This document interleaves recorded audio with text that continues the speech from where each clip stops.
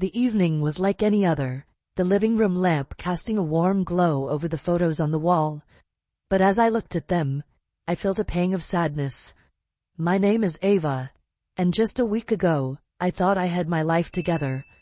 But now, everything feels off balance. It started with a surprise visit from my son Ethan. I opened the door to find him standing there, his face pale and his eyes troubled.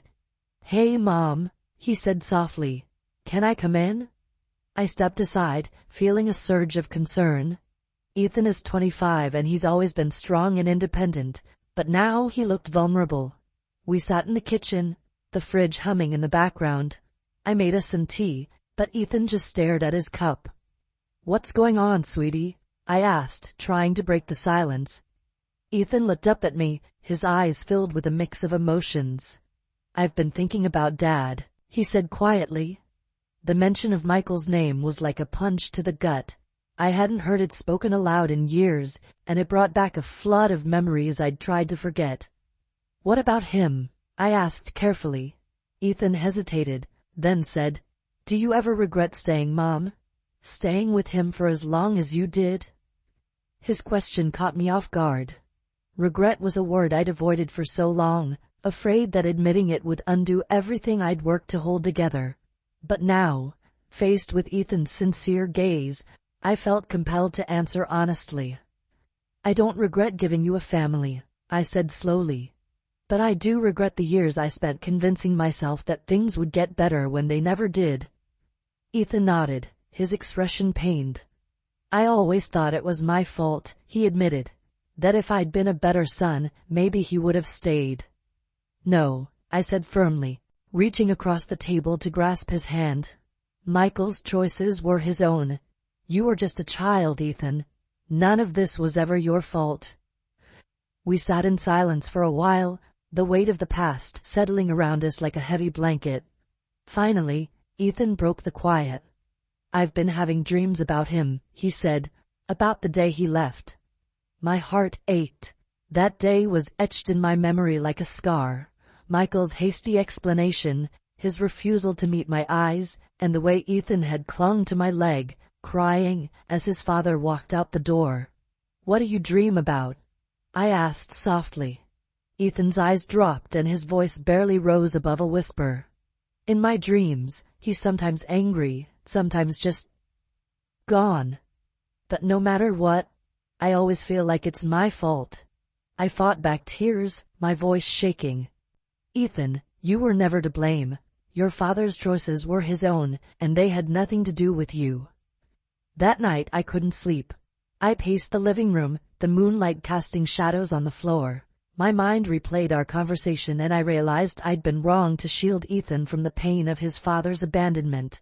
The next morning I decided to talk to Ethan again. Over breakfast I said, "Ethan, I've been thinking.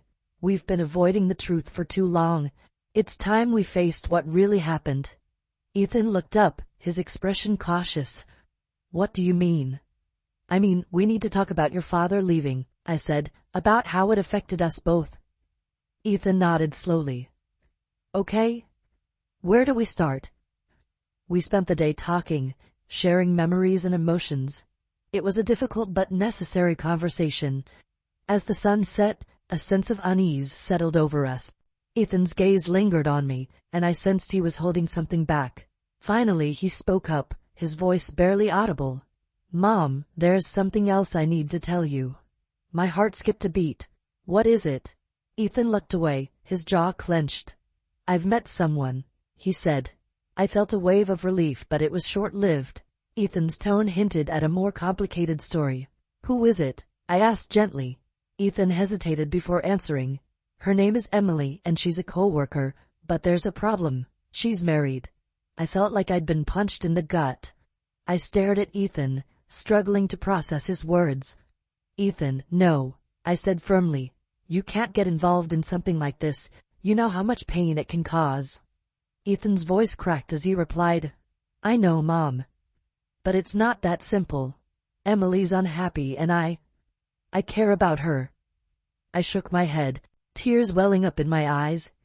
"Ethan, you deserve someone who can love you fully, not someone who's already committed to someone else. Ethan's voice rose as he protested. I didn't plan for this to happen, Mom. I didn't ask for it, but now that it has, I don't know if I can just walk away. We argued long into the night, our voices echoing through the house.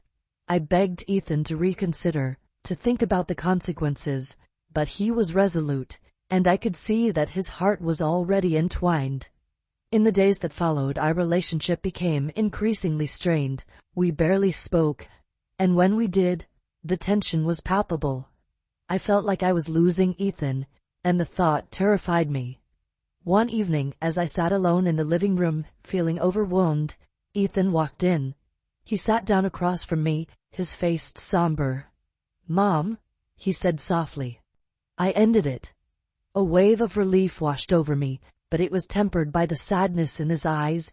Are you okay? I asked. He shook his head. Not yet, but I will be. That night, we talked for hours, and for the first time in weeks, I felt a glimmer of hope. Ethan was hurting, but he was resilient, and I knew he'd get through this.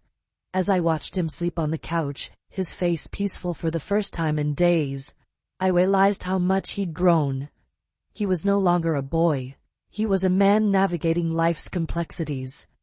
In the weeks that followed, Ethan and I grew closer than ever. We faced our pain together and found a new strength in each other. Our bond was unbreakable, forged through hardship and healing.